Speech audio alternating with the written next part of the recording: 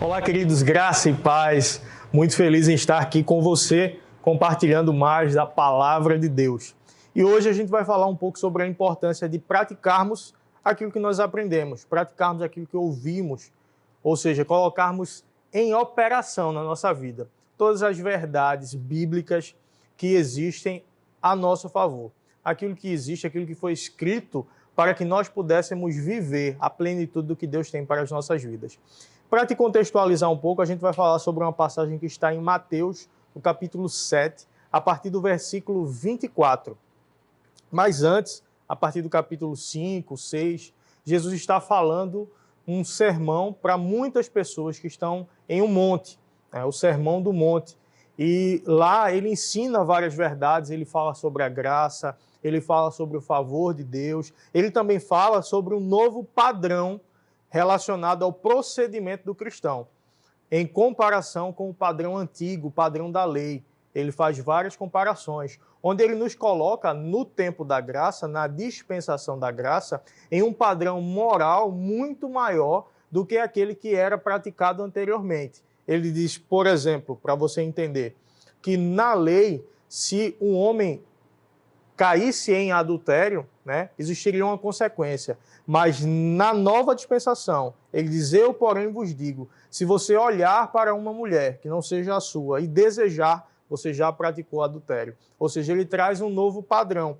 Mas nós não precisamos ficar angustiados por causa de um novo padrão, porque a mesma graça que nos traz um novo padrão de procedimento, nos traz uma capacitação para que a gente possa usufruir de tudo aquilo que Deus tem para as nossas vidas, para que a gente possa viver aquilo que Ele planejou para nós. E aí no versículo 24 do capítulo 7, ele diz, portanto, quem ouve estas minhas palavras e as pratica é como um homem prudente, que constrói a sua casa sobre a rocha. Ele está comparando a pessoa que ouve as suas palavras, que ouve esses ensinamentos que ele está trazendo. E ele diz que essa pessoa que ouve e pratica é semelhante a um homem prudente. Ou seja, quando nós aprendemos algo de Deus e nós colocamos em prática isso que nós estamos aprendendo, nós somos considerados, nós somos comparados com alguém prudente. Então é prudente nós estudarmos a palavra, é prudente nós ouvirmos verdades espirituais, porque a nossa vida é espiritual. É prudente fazermos isso e colocarmos em prática, porque nada adianta, meu irmão, nós sermos grandes conhecedores da palavra, nós sermos grandes conhecedores dos mistérios ocultos e escondidos do Senhor, mas a gente não colocar essas coisas em prática na nossa vida. O que realmente vai impactar as pessoas ao nosso redor, o que realmente vai fazer diferença em momentos de dificuldade e também em momentos de bonança, é o que nós fazemos com as verdades que foram implantadas em nosso coração. A gente também não tem como crer em algo que a gente não conhece. Então, por isso é importante nós conhecermos as verdades que existem a nosso respeito. Em João 8,32 diz, e conhecereis a verdade, e a verdade vos libertará. A verdade passa a nos libertar porque nós tomamos conhecimento dessa verdade. Uma verdade que não é conhecida, ela não faz diferença na nossa vida. Você já parou para pensar?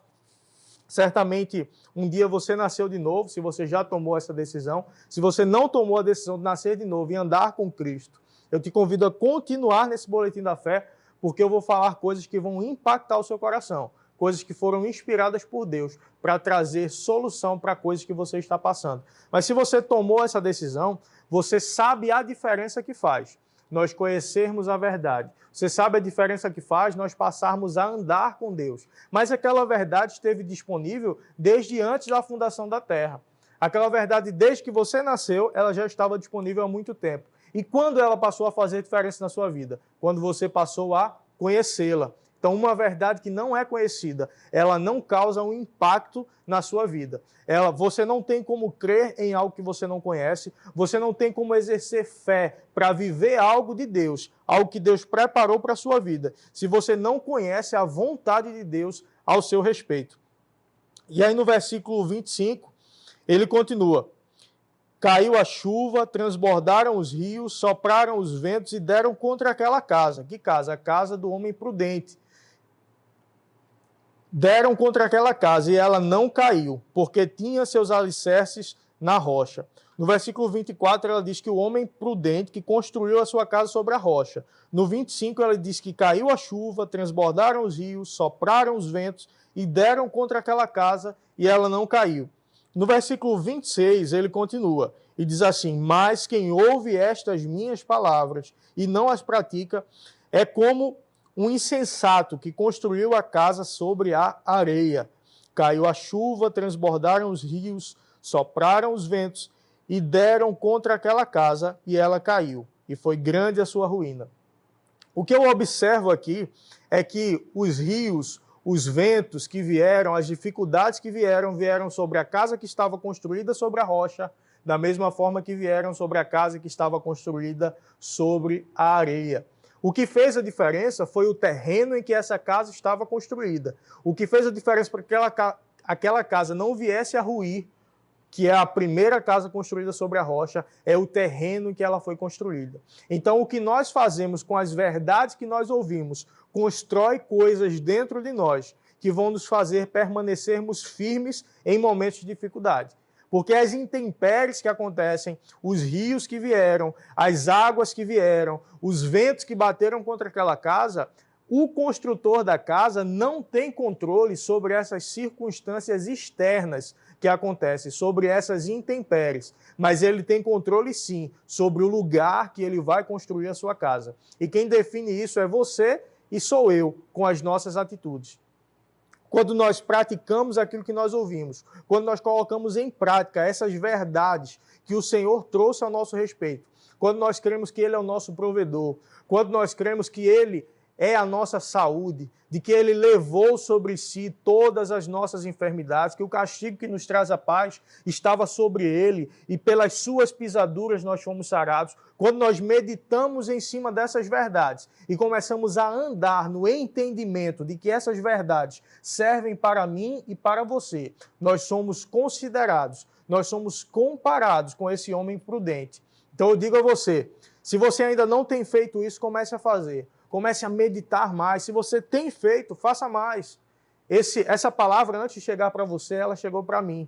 Antes de tratar com você, Deus já tratou comigo sobre isso. Todos nós, independente do nível que você esteja espiritualmente, mas você sempre pode fazer um pouco mais. Você sempre pode mergulhar um pouco mais. O Senhor sempre tem para nós um lugar disponível nele, que ainda não foi conhecido por mim, não foi conhecido por você. Quão insondáveis são os seus caminhos. Quantas coisas grandes e maravilhosas Ele tem ao nosso respeito. Ele tem preparado para nós, que desde antemão Ele preparou para que a gente pudesse andar nelas. Mas como nós vamos conhecer essas verdades? Estudando a palavra dEle, tendo comunhão com Ele através de oração, através de estudo da sua palavra, através de uma vida firmada e alicerçada nas verdades que Ele estabeleceu para as nossas vidas. Quando nós fazemos isso, nós podemos andar em fé. Se você é do Verbo da Vida, certamente você ouve muito falar em fé. Se você é cristão de qualquer outra igreja, também você ouve. Se você não é ou não conhece ainda sobre fé, eu vou te basear um pouco. E aí a gente vai trazer um contexto e você vai entender como você pode usar a fé ao seu favor para trazer grandes resultados. O que a fé é? Lá em Hebreus, no capítulo 11, diz que a fé é o firme fundamento das coisas que não se veem e a convicção daquilo que se espera. Existe uma versão que diz que a fé é a substância daquilo que não se vê. Ou seja, é algo, é um termo de posse. Também podemos dizer assim, daquilo que eu não vejo. Se eu tenho um terreno, eu tenho posse daquele terreno, existe um documento que me dá a garantia de que aquele terreno é meu, mesmo que eu não consiga carregar aquele terreno para todo lugar. Mas existe um termo de posse, de que aquele terreno me pertence. A fé é como esse termo de posse, de que aquilo que você não viu, de que aquilo que você não está tocando, aquilo que os seus sentidos não estão captando, esse termo de posse, que é a fé, te garante que essas coisas são suas. Por mais que você esteja vendo tudo caindo ao seu redor, por mais que você esteja vendo pessoas sendo atacadas por dificuldades, mas você pode crer, você pode usar a fé para se blindar de todo mal, porque Deus nos garante essa vitória. Deus nos garante essa proteção. Deus nos garante que nós estamos livres de todo mal, de toda enfermidade, de toda doença. Deus nos garante suprimento para as nossas necessidades, suprimento financeiro também. Então, se você está passando por uma dificuldade, você precisa primeiro conhecer a vontade de Deus a respeito disso. Quando nós conhecemos a vontade de Deus, nós podemos exercer fé sobre aquilo. Ou seja, é você ouvir, aprender e colocar em prática. Nada adianta nós conhecermos, nós termos o entendimento, nós termos o conhecimento, se esse conhecimento não for colocado em prática. Nós temos o Centro de Treinamento Bíblico Rema. Se você ainda não fez, eu te convido a fazer, te recomendo a fazer. Com certeza, ele pode ser um divisor de águas na sua vida, como foi na minha e de muitas pessoas que eu conheço, que passaram a ouvir verdades, a aprender coisas ali, colocar em prática essas coisas e mudar o resultado de suas vidas. E durante o curso ainda, tiveram suas vidas transformadas em várias áreas, porque aprenderam verdades que fizeram a diferença. Mas deixa eu te dizer, o Centro de Treinamento Bíblico, como um curso de teologia ou qualquer curso que você possa fazer, se você não colocar em prática as verdades que você aprende lá sobre a palavra, se você estudar a palavra, mas não quiser colocar em prática, nada disso faz diferença na sua vida. Porque as dificuldades, elas não olham para o diploma. Não adianta a dificuldade chegar e você dizer aqui, ó, a minha carteirinha de formado no Rema, olha aqui a minha carteirinha de teologia, olha aqui a minha formação, olha aqui quantos anos eu tenho de evangelho. O que vai fazer a diferença para as circunstâncias, o que vai fazer a diferença para os ataques que Satanás pode tentar fazer contra a sua vida, é a sua atitude de fé, é a sua atitude de confiança em Deus, em andar, em praticar aquilo que Ele estabeleceu para a sua vida. Lá em Romanos 10, nós conhecemos o convite, né? Quando a pessoa nasce de novo, é crer com o coração, crer para a justiça e confessar com a boca. Então, nós entendemos que para a pessoa ser salva, ela precisa crer com o coração e confessar com a boca que Jesus morreu e ressuscitou dentre os mortos. Então, desde o novo nascimento, a fé começa no coração e ela termina naquilo que eu falo. Ela termina em uma ação correspondente com aquilo que eu crio. Eu criei, por isso falei. Nós cremos, por isso é que falamos, como está escrito na Bíblia. Então, nós precisamos falar aquilo que nós cremos. Mas não é o simples falar que vai trazer à existência aquilo que nós estamos crendo. Primeiro, a fé vem do coração. Primeiro, nós precisamos desenvolver fé naquilo que nós queremos. Primeiro, nós precisamos colocar para dentro, nos alimentarmos de palavras, nos alimentarmos de versículos. Qual área da sua vida hoje você mais precisa de uma intervenção divina? É na área da saúde? É na área de relacionamentos familiares? É na área do trabalho? É na sua área financeira? Quais versículos você tem meditado? Quais passagens você tem buscado no Senhor para desenvolver fé dentro de você? Para que você possa crer, desenvolver o entendimento que você precisa desenvolver para viver tudo aquilo que Deus tem para a sua vida. Se nós não quisermos fazer esse tipo de coisa, a gente não pode querer experimentar de grandes intervenções de Deus.